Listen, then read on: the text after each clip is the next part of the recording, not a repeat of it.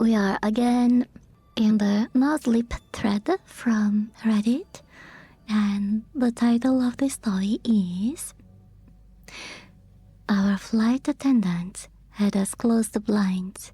They insist it's mandatory. They are panicked and talking about some upcoming turbulence. Kinda long title.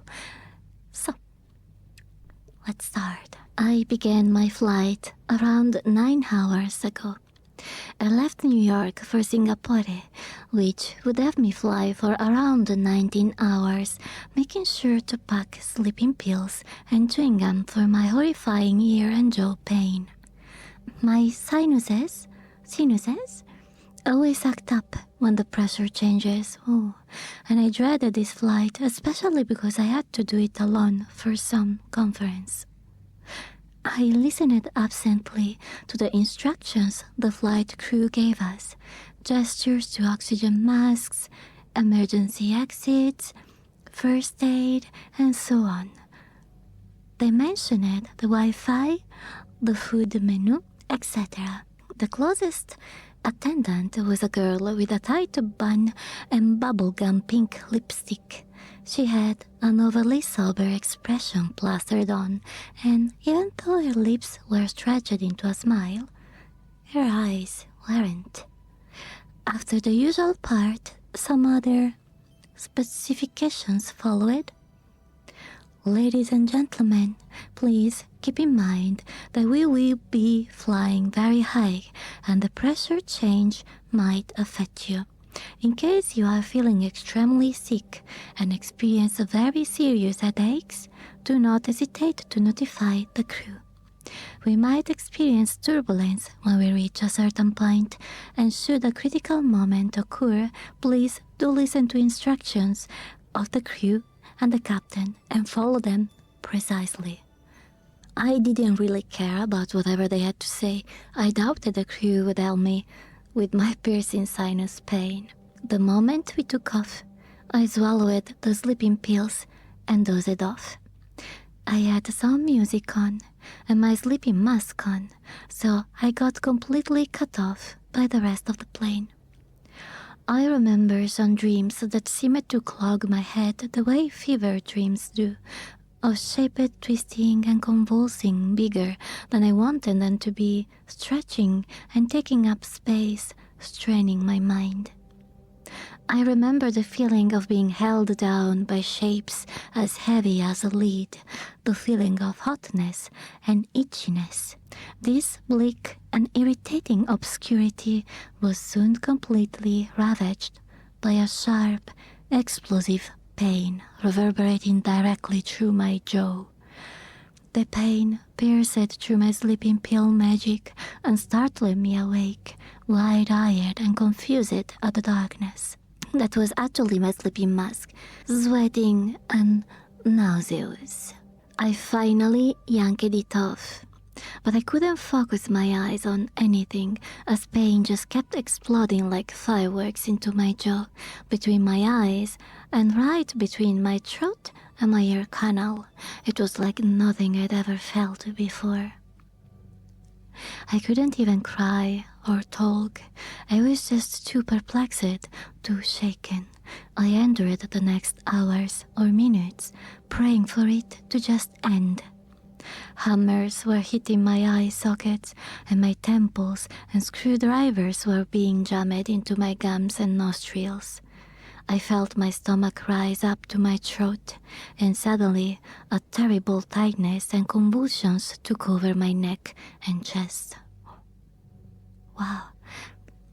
My agony ended so abruptly that I could still feel the marks the pain had left, like the moment when you look directly into the sun and then luminous spots plug your vision for a few minutes. I stood there in shock, processing and cursing my stupid sensitivity. Looking over the seats at other passengers, I could spot a few pale and completely shaken faces that told me they had experienced the same pain. I was exhausted, and I just wanted to get out of this steel cage. The seat in front of me was too close to my face, the top too low, almost hitting my head. and the plane window too close. My legs felt stiff and my back hurt. I checked my watch. 7 hours in. For fuck's sake. That's it. I'm going to the restroom. I tapped the two guys sitting next to me and asked them to stand up. They both groaned and moved away. I stumbled to the restroom, overcome by dizziness. I'm going to puke in the toilet. Fine. I'm defeated. I opened the door to the plain restroom, but once I was inside, I couldn't figure out how to lock it. As I said, I was puking, so I didn't mind anyone walking over me. I poured out my stomach and then spent another 15 minutes just splashing water over my face. Anyway, I'm mentioning this detail because I assume the flight attendants didn't know the restroom was occupied, since it looked unlocked and no one had come out in a while.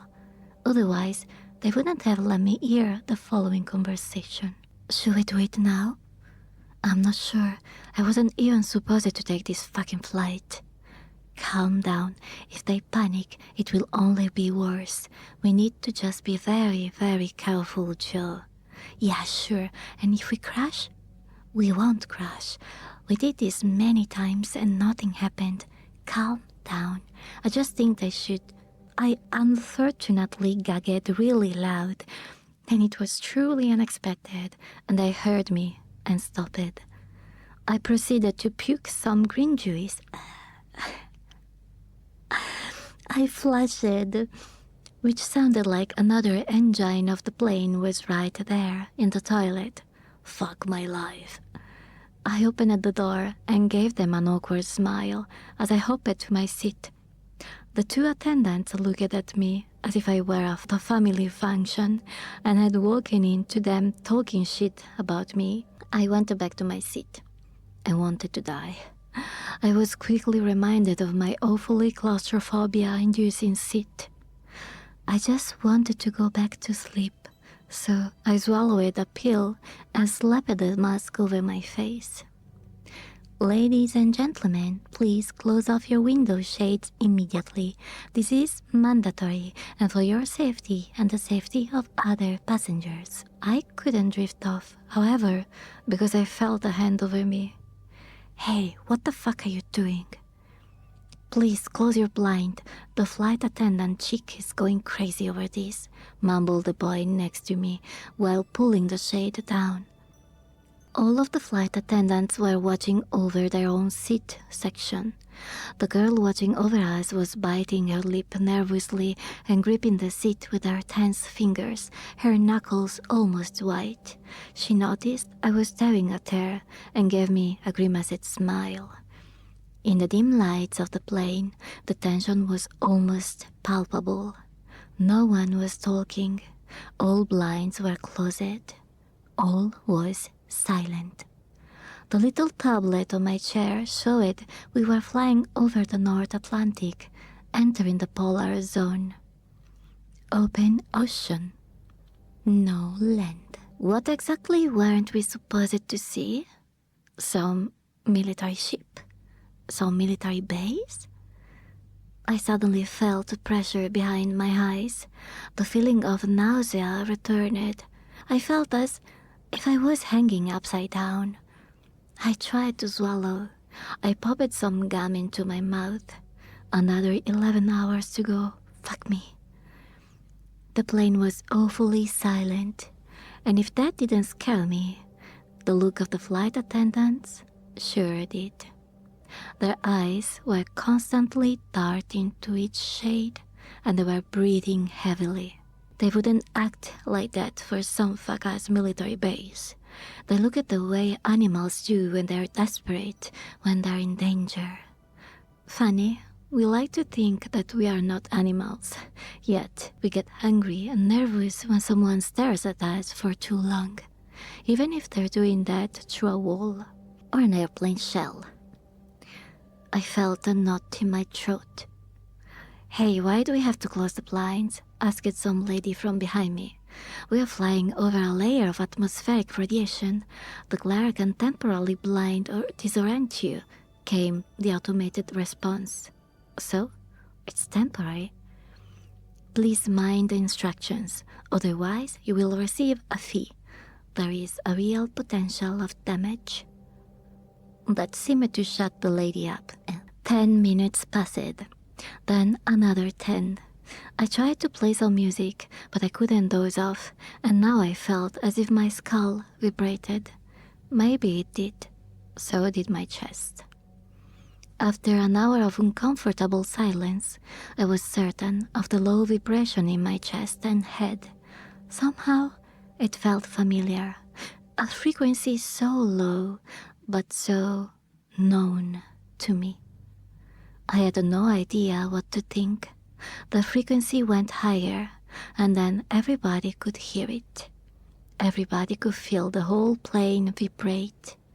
It was a different kind of turbulence. What the fuck was that? I couldn't really place it, but it seemed very, very familiar and very out of place. A young woman suddenly stood up and turned to the attendants. The look of recognition in her eyes ignited something inside me. When she spoke, her voice had a certain dryness. What is that? You tell me right now. The wind is very strong around here. The radiation. Don't bullshit me. Don't fucking bullshit me. This is my line of work. How is this possible? How? Were those screams outside? Oh no, they couldn't be. Couldn't be. The woman plunged to open the blind, but the closest flight attendant grabbed her and yanked her out of her seat with a force that had to be illegal. He then pinned her down. What the fuck are you doing? What are you doing? I will sue you. Those sounds weren't human. No human could emanate those sounds. And how could I even be human? You're flying thousands of feet up in the sky. Let go of me. I need to look outside. I don't care if I get temporarily blinded. The attendants didn't flinch. They kept staring at us, and now I was more afraid of them than of what would happen if I opened the window shade. A match of screaming followed, and then the flight attendant leaned in and whispered something into the woman's ear. She went quiet. Another half hour followed, while we all stood still, awake, and watched over, like some naughty kids. The lights of the plane flickered, then turned off for a brief moment, but the moment they turned back on, a scream erupted from a flight attendant, who plunged and yanked down a window shade. Some old man had lifted it a little bit. I'd only seen a thin strip of light leaking, lingering on his face, colorless and cold. What was that? Sir. He stood up. His lips moved, forming words without sound. Then the muscles in his neck tightened, and his jaw began to quake, as if something were pulling it open from the inside. I'd never seen someone so pale, shivering, teeth clattering, and eyes wide. His pupils were almost non-existent. What the fuck was that? How can it be possible? I don't understand. I really don't. He kept repeating, then froze, mouth parted in wonder.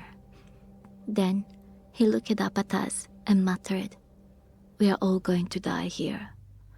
"That's it, sir. You are being escorted to the end of the plane, where you'll sit with... You could escort me to hell, and I wouldn't care. You have no authority here," he mumbled, his eyes now completely darkened and mouth hanging. He left his seat, then kneeled in the middle and let out a terrible wail. No one spoke after that. They restrained him, and now he's in the back. I asked it to go to the restroom and I was granted permission. While passing his figure, rocking back and forth and unblinking, I managed to sneak in one question that bended into the frequency that encapsulated the plane.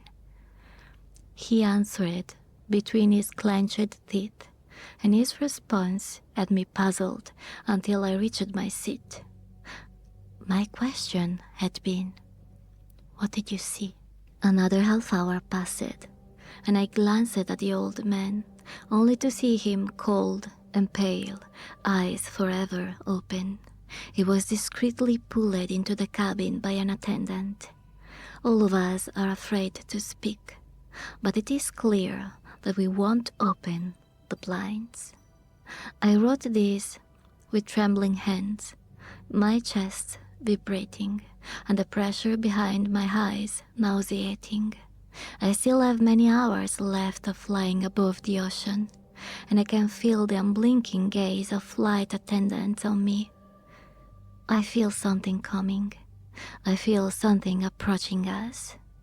I am afraid to experience the so-called turbulence they mentioned, and the old man's response still haunts me. Those were his last words before he left us and remained unblinking, words spoken with a concerning lucidity. Tell me, have you ever stared into the eye of a blue whale? And here the story ends. What do you think about it? What is this blue whale? It was well written. I enjoyed reading it. But what's that blue whale?